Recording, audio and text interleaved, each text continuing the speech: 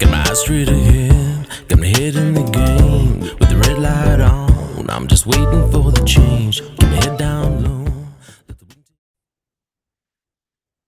Okay, Jay Fallon, this is the Slippery Slope. So I'm just going to talk about or run through a few police stories that have gone on that I've noticed over the last week, actually, and one of them's a little older, but several of them are to do with Queensland police.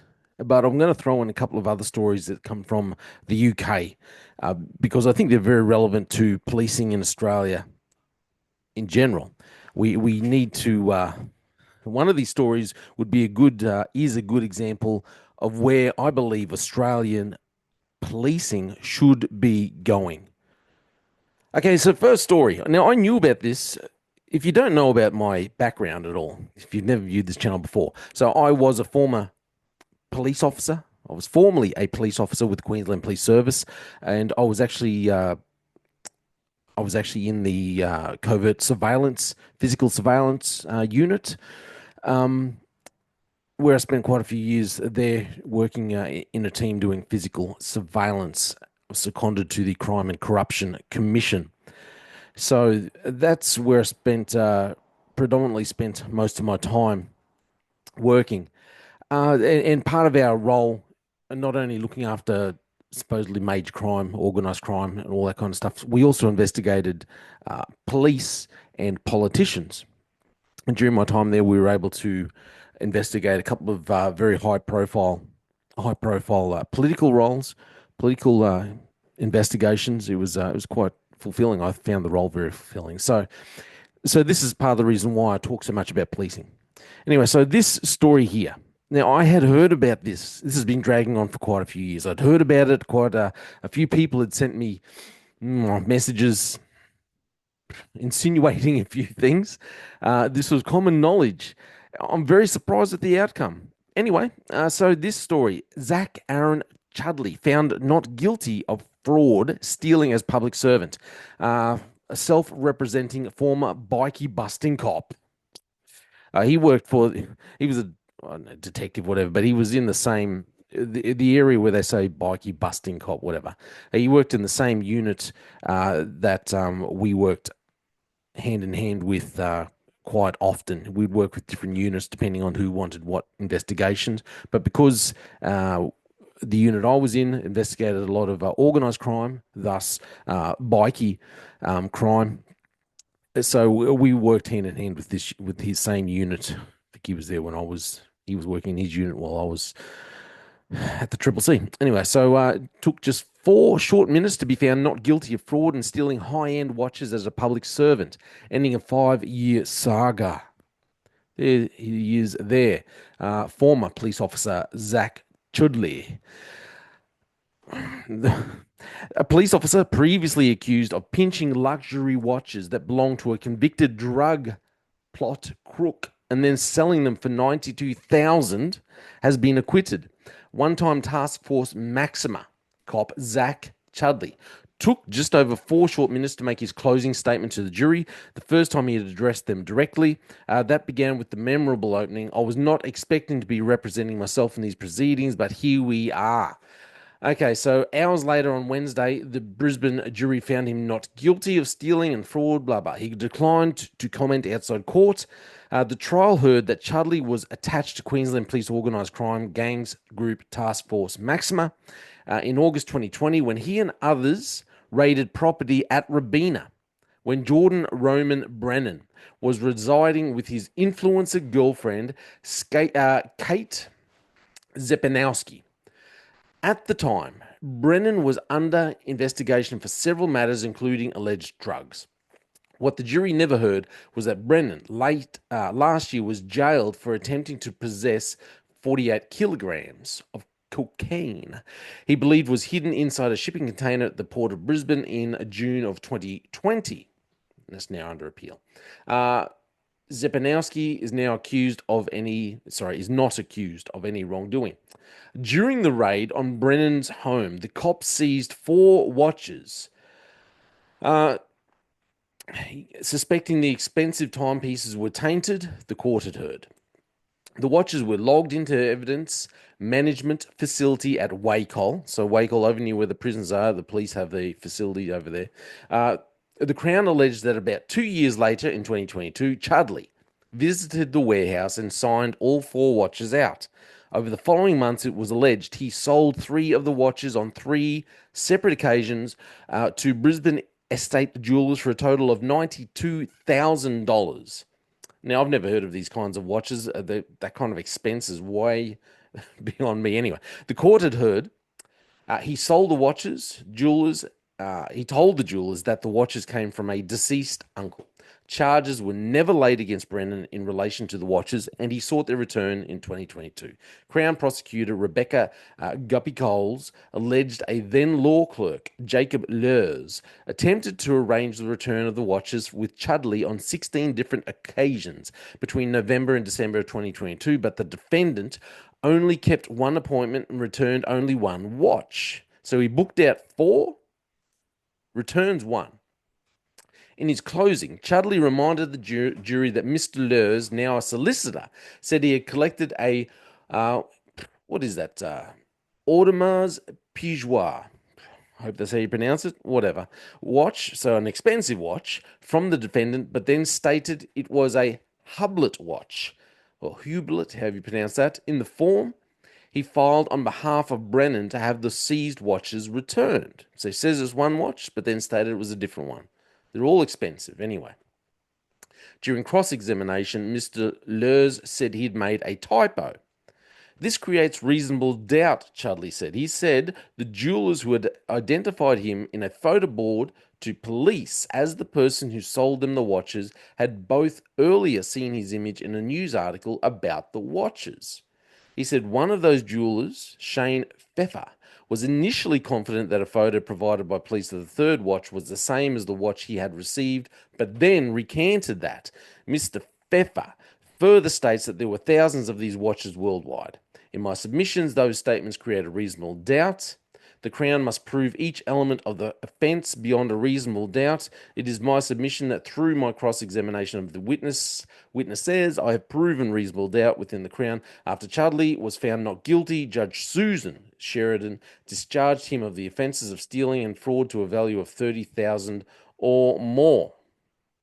So the facts are, he was attached to Queensland Police's Organised Crime Gangs Group Task Force Maxima. They investigated organised crime, bikie-related crime, all that kind of stuff. It's all wrapped into one. In August 2020, he and others raided property at Robina with this Jordan Brennan. Brennan's got this girlfriend, Kate Zepanowski. They've seized these really expensive watches, okay? So during these watches were all logged into evidence management, and the facility is at Wacol.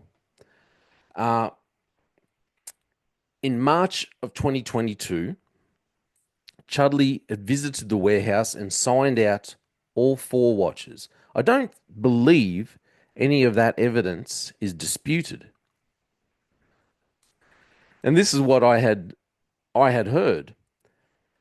So then you've got all the evidence that's disputed is whether it was him who was actually selling the watches. So it's not disputed that he was a part of the raid. He knew about the watches were lodged, and then he signed them out. What's all disputed is whether the jeweler has actually identified the right person.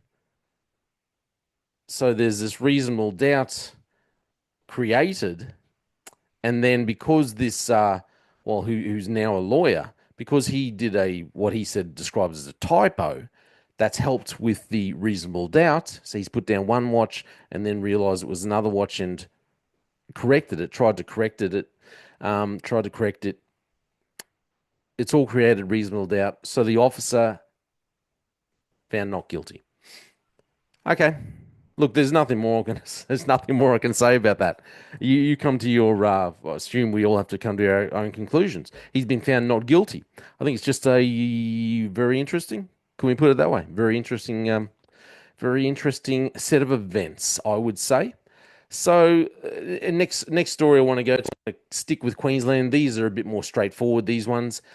We had one very recently, a 36-year-old male senior constable from North Coast region been issued with a notice to appear in relation to alleged drink driving. This is amazing. There's so many of these getting around in the last couple of years, these officers who are drink driving. So the member has been charged with driving whilst over the high alcohol limit. High. Wow. That's not just I had a beer, had two beers and put myself over the low. No, that's if you're over the high, you're drunk. There's no excuse for that. Not that there's any excuse really, but it's not just a mistake of I thought maybe. You're under the influence. The member has been stood down from the Queensland Police Service and is expected to appear at Brisbane Magistrates Court in May 6. I love it. In keeping with our commitment to high standards of behaviour, transparency, and accountability, we have undertaken to inform the public when a member of the service faces serious allegations of misconduct. Now, obviously, as I've stated before, Queensland Police Service really they don't want. They tell us they don't give out names or anything like that, but they don't really want transparency, and we see that by the way they're always ducking and weaving whenever they're faced with some serious questions, like when the gun went missing, and they recovered it over a month later. There was a gun and a key to the station there in Brisbane, the Valley Station. And then when it was put to them that, hey, they shouldn't have sent it that way, they go and blame Australia Post. And then they come out later on and say, oh, yeah, no, we did send it. We used the wrong form to be able to send it. So, there's always ducking and weaving. There's never actual accountability. But they like to put in the statement anyway. So also earlier on, there was a 41-year-old female senior constable from Brisbane region. That was in March in the 6th of March. She'd also been issued with a notice to appear in relation to alleged drink driving. The member had been charged with failing to provide a specimen of breath and obstruct police. That is pretty serious. You failed to provide a specimen. So you're arguing, you're being belligerent, you are pushing back, fighting back, and obstructing police who are doing their duty when you have been driving under the influence. That, to me, forget the drink driving. That alone should mean you are immediately dismissed from the service. Dismissed immediately. If you're going to obstruct police, failed to provide a specimen, I'm going to say she was being belligerent, because you can't. You need to be not just stood down, immediate dismissal in my mind. So, allegedly committed while off duty. Who cares? She's a police officer. The member has been stood down from QPS and expected to appear in the Cleveland Magistrates Court. This was on March 10. And then obviously keeping with the high standards, I'm going to have to look that up and see what's happened with her. So, yeah, like I said, in my opinion, if you fail, you're a police officer, regardless if you're on duty or off duty, you fail to provide a specimen of breath, you obstruct police, that should be grounds for immediate dismissal. Immediate. Yeah, because the evidence is all there. They can go back straight away and watch the video evidence, because all general duties have the cameras on board on their vests, so they'll be able to watch that straight away. In my mind, she should be immediately stood down, but she should be dismissed in a very short time. So these are the Queensland stories that I wanted to talk about. Now, just quickly, I'm going to go over a couple of other stories and then get to these ones in the UK, which I think are very interesting, especially the last one. So we had in Victoria, 2 Victorian police officers were named over the role in the illegal Tony Mockbell investigation. This was disgraceful. This is exactly how police should not be acting. This kind of behavior here, this case should be in the textbooks in all police academies across the nation, as this should be the poster child. They should be the poster child for how this is how you do not behave. This is the action you don't take if you're a police officer and you're trying to investigate criminals. No matter, you can justify it however you want, you cannot take the action that these officers took. So gangland figure Tony Mockbell had another win in Victoria's legal system. After the state's highest court publicly revealed the names of senior police officers found to have acted illegally while investigating the drug baron. So, New South Wales Judge Elizabeth Fulton conducted preliminary hearings of Mockbell's appeal as the drug trafficker argued his convictions were tainted by the actions of barrister turned informer Nicola Gobbo. In scathing findings, Fullerton ruled Ms. Gobbo and four Victorian police officers formed an illegal joint criminal enterprise to bring down Mockbell. I get what they wanted to do. They wanted to bring him down, but they did it illegally. If you're going to do something illegally, well, what's the point? So on Tuesday, two of the now retired officers, this is the ridiculous point. This has gone on for so long. They're retired. Uh, Anyway, we're on Masters Jim O'Brien and Dale Flynn. Mr. O'Brien was a 30-year veteran, 30 years of Victorian police who headed up a drug squad and the anti-gangland Purana task force. Mr. Flynn was also part of the Purana task force and reached the rank of inspector. They are very, very high ranking officers. The identities of the two other officers remain secret. That's disgusting. Because they were members of the Source Development Unit that managed police informants. That's ridiculous. Mr. O'Brien and Mr. Flynn was revealed as being the subject of Justice Fullerton's adverse findings when they abandoned plans to go to the High Court to keep the suppression order in place and also lost a suppression fight in the Court of Appeal. So basically, this is what happened. 2 decades ago, Gobbo was part of Mockbell's legal team. So this is Gobbo here, the blonde woman. She was his lawyer, the criminal, Tony Mockbell, little chubby face there. Big time drug alleged, whatever you want to say, importing a lot. I think it was like $1 billion or something like that. He was trying to import worth of meth or something like that. Who cares? So she was part of Mockbell's legal team, but she was also secretly working with Victoria Police to undermine her client, which is illegal. So she was at the center of he was at the center of major drug investigations. The court heard and involved Ms. Gobbo setting up a different client to be arrested in 2006. She then worked with Mr. O'Brien, Mr. Flynn, and the other officers to convince the man to give evidence against Mockbell. So there you go. It's pretty ridiculous that she was able to do that. I can't wrap my head around how they were able to get away with it. Absolutely disgusting. That all went on.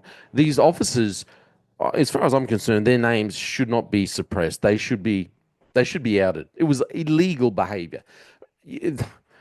Best of intentions, maybe. Tony Mockbell, bad guy, drug dealer, drug importer, bad for the community. But you need to do things lawfully. Otherwise, you're no better than the criminal that you're supposedly investigating.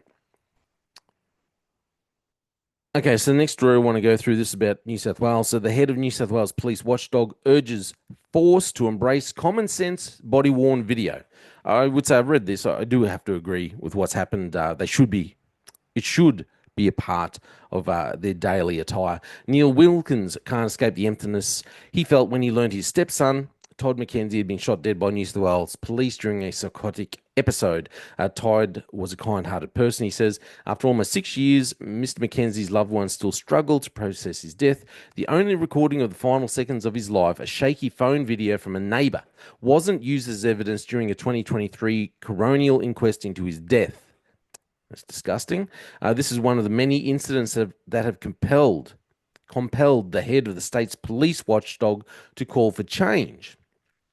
So neighbours reported that McKenzie was holding a knife and making threats outside his home in Taree in the mid-North Coast in July 2019. The 40-year-old was experiencing a schizophrenic episode just days after he had been incorrectly denied sleeping medication.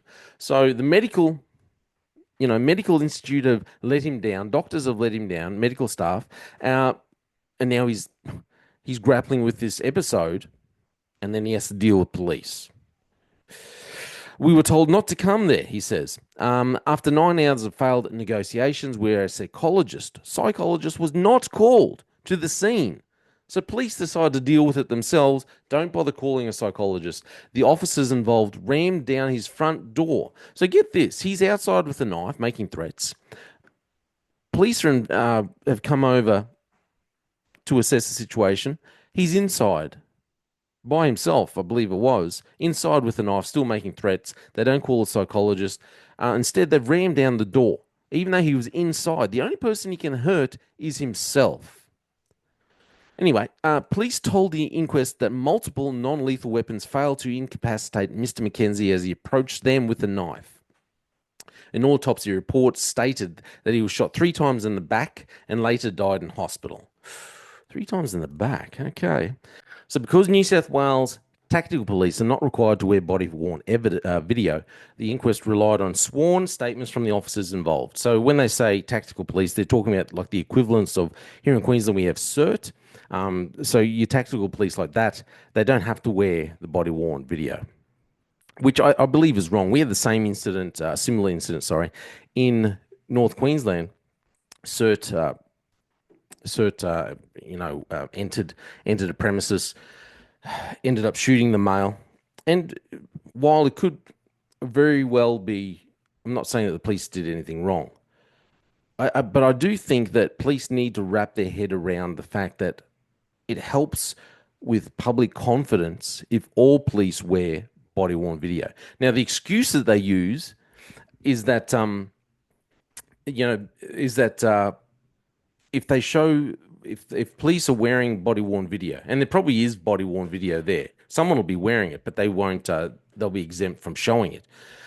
The excuse that they use that if they show the video, well, then they're giving away to the public.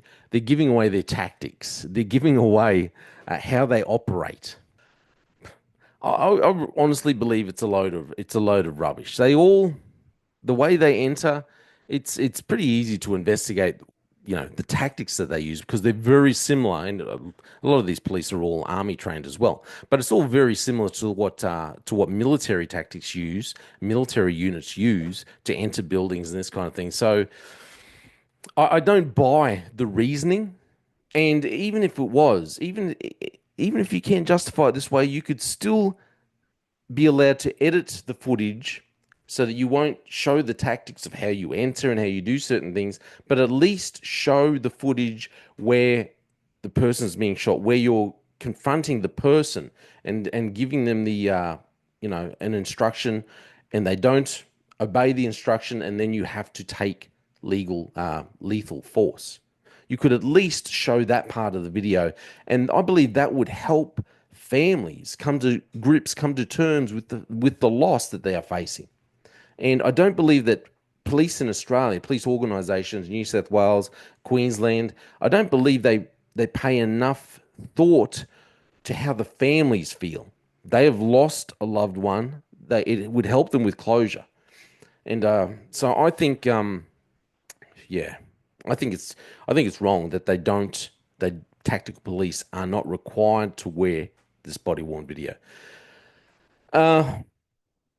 So it says it's not clear at what stage of the breach the recording begins, but an officer can be heard yelling, "Put the knife down," twice, followed by at least 3 loud bangs.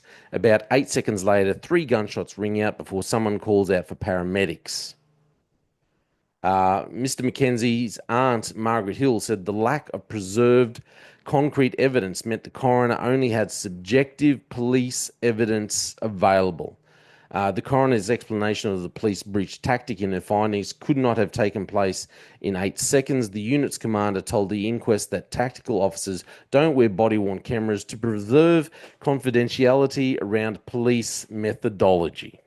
Like I said, this is the excuse they come up. This is the blanket excuse that they come up with.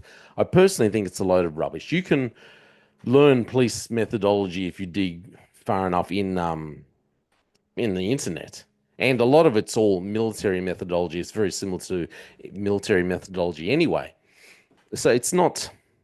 They could release part of it to give closure to family members. I think it's a disgrace that they don't do this. Anyway, I'm going to go on to these other stories. These other stories are from the UK. Now, this first story I want to talk about, and the reason why I want to talk about this is because I came up... Well, this reminded me of something, a couple of things that I came across when I was doing surveillance for the CCC, the Crime Corruption Commission. So, police force announced police force encouraged people with no GCSEs and English to apply. Like I said, this is so Greater Manchester Police has been criticised for a diversity drive that a whistleblower has said encourages those with no GCSEs and little English to apply. A former police recruiter from one of Britain's biggest police forces has said its positive action team. This is the same pathway that we are going down here in Australia. I was told to go out in public to recruit people regardless of language ability or qualifications. Where could they, what could possibly go wrong with this?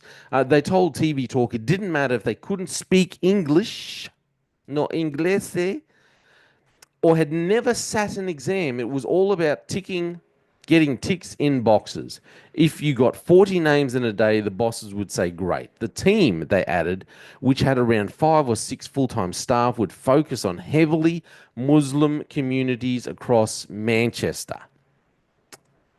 And you wonder why. You got problems over there in the Muslim communities taking over. Staff were not explicitly directed to target Muslim people, but the whistleblower said it was obvious from where we were sent. they, they they added, we were told get down to Lidl in Rushholm today and get as many details as you can. The force would also host workshops at the weekend to give candidates from an ethnic minority background help with applications. But only a very, very slim number of those who signed up after outreach made it, the whistleblower added. Absolutely ridiculous. Of new Greater Manchester police recruits, 47% are women, 15.9% are from diverse ethnic communities, according to a Force report from 2022. It is understood that the recruitment drives outside supermarkets stopped around a year ago. Anyway, look, I just wanted to go through this because we have the same issue going on in Queensland for sure, where police, were focusing more on recruiting people with diverse backgrounds, especially because they were trying to hit a 50-50 target for male-female ratio. So obviously a lot more targeting of female, and thus they started lowering the standards. Now, officers called this out and what was happening and said that they were being instructed by the hierarchy. The hierarchy came back and completely denied it. And I think a couple of heads rolled. And the people who were in charge didn't get in trouble, weren't held accountable. They say they want to be held accountable, but they weren't held accountable. Nothing more has happened with that situation. Thus, this is the reason why I want to talk about this last story. This also came from the UK, and it all kind of wraps up to what my experience was within when I was at the Triple C and some of the things that I saw while I was there. It's discouraging to see. It's discouraging to see people getting in to the police force, and when you look at their history, they really should not be in the first place.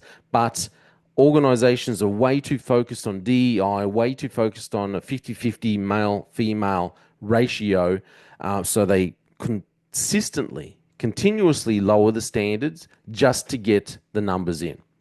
So this story is talking about how police officers who do not pass background checks to be automatically sacked. And they should bring this in Australia, in Queensland too. Home Secretary Yvette Cooper said a new law allowing police officers who fail vetting to be automatically sacked will help heal damaged public trust. This is why we need it here.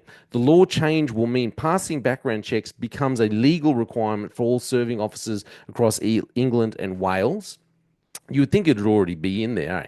Cooper told Metro the move would end the extraordinary situation where those with a history of allegations of domestic abuse, sex offending, or other concerning intelligence have been able to keep their job. Met Police Commissioner Sir Mark Rowley said the ability to hold a vetting clearance is the most basic indication of whether someone can be trusted to hold the extensive and often intrusive powers that police officers are given. Remember that term, because this is what police officers, I think, often overlook.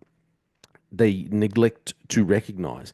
Their powers that they are given are extensive and very intrusive. They intrude on the public's lives. And it is frustrating when you see officers intruding in extreme matters, intruding extremely into the minutiae of an individual's life, and then you learn that that person is not fit to be a police officer because of their own background, because they're not even, they don't even fit the bill. They would never have passed proper vetting. They shouldn't have passed proper, thorough vetting in the first place. I find it frustrating. Anyway, we'll go on with this. It was never right that an officer could lose their vetting but not lose their job. So my experience, now I can't go into the minutiae of the specific job that I'm about to tell you about, but I'll give you some of the broad strokes. So we were conducting an investigation. There was an officer, police officer, who it appeared that this police officer may have been a plant for an organized criminal organization. A criminal organization. So this officer was alleged, was passing on information.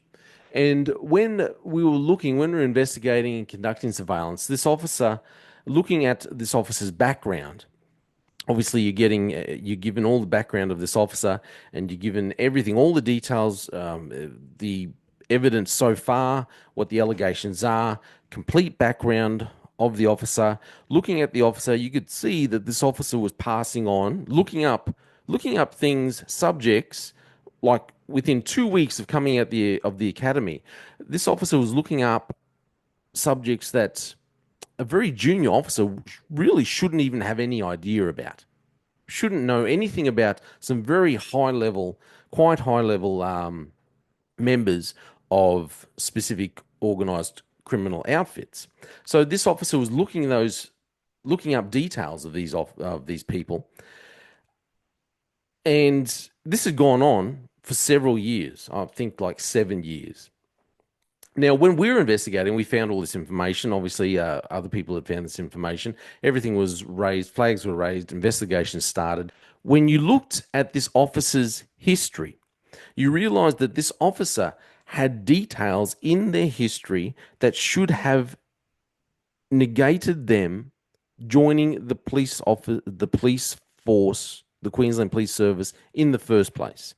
When human resources or whoever it was doing the vetting of this specific police officer, wannabe police officer, they should have looked at their background and said, no, this police officer has drink driving in their background. So right then and there, it should have been, this officer does not fit the profile for a police officer. Okay, it does not meet the vetting. Also, in the vetting, they would have seen, it was easy enough to see that this police officer had a relationship with members of organized crime. It was there in black and white. You could see it. They had relationships with a number of members connected to organized crime. The police officer still made it through vetting, went through the academy. Only a couple of weeks out of the academy, starts sharing information. 7 years later, I think it was 7 years, we're investigating, surveillance are investigating. And I'm looking at this, reading all this, saying, well, okay, this officer, it shouldn't even have to be investigated. This officer should just be immediately stood down, because they should never have passed the vetting process. And the people who were doing the vetting, undertaking the vetting process, they should be investigated, because how are they able to overlook the history of this person? The problem is, when this person was brought into the Queensland Police Service, this was also in the midst of when our hierarchy, the senior officers, the upper echelon had decided that they wanted a more of a 50-50 split of male-female. So they had lowered the standard because they wanted more females in. And when you lower the standard across the board just to get more females, we had a flood of people entering the police service, male and female, who would never have made it through the police only several years earlier if they had been vetted properly. But they had lowered the standards, so they'd stopped vetting properly, and we had an increase in police who should never have been in there. And this was the case with this officer who we are now investigating. This officer, obviously, allegedly, passing information to the organised criminals, to the members of organised crime gangs who this officer was always involved in. Always. So that's why I wanted to talk about this story last from the UK. I think this needs to happen in Australia as well, across the board. If you fail vetting, out immediately. When it comes to the body-worn cameras, all tactical police should have to wear it, and the video, pertinent parts of the video, they can dissect parts out of it, they can edit it, make sure that, you know, if they want to use the excuse of use the excuse of methodology, whatever. I think methodology is a load of rubbish, to be honest. But if they want to use that excuse, they could go for it. But you still need to be able to show those last few seconds and provide the evidence to show that you were justified. And this will help with some of the healing that needs to go on between the public and police across Australia, specifically Queensland too, because Queensland police have shot more people in the last couple of years than any other police force in Australia. Don't forget that. So look, I just wanted to share these stories. Let me know what you think. How do you think police in Queensland are going? Are they stepping up? Are they really showing that they want to be held accountable? Are they really actually doing that? I don't think they are. I think they're missing the mark. But police in general across Australia. And what do you think about what police in the UK are doing about, with the vetting process? And if you fail vetting, you're out immediately. DEI and the 50-50 process, the 50-50 ratio that police hierarchies insisted on implementing, have been nothing but destructive to our police services. This is all my opinion. Please let me know what you think. I'm Jay Fallon. Thanks for listening to this Slippery Slope, and go and check out my music if you get a chance. I'm Jay Fallon. They just fuel a desire that will take me higher. I'm on fire because nothing's going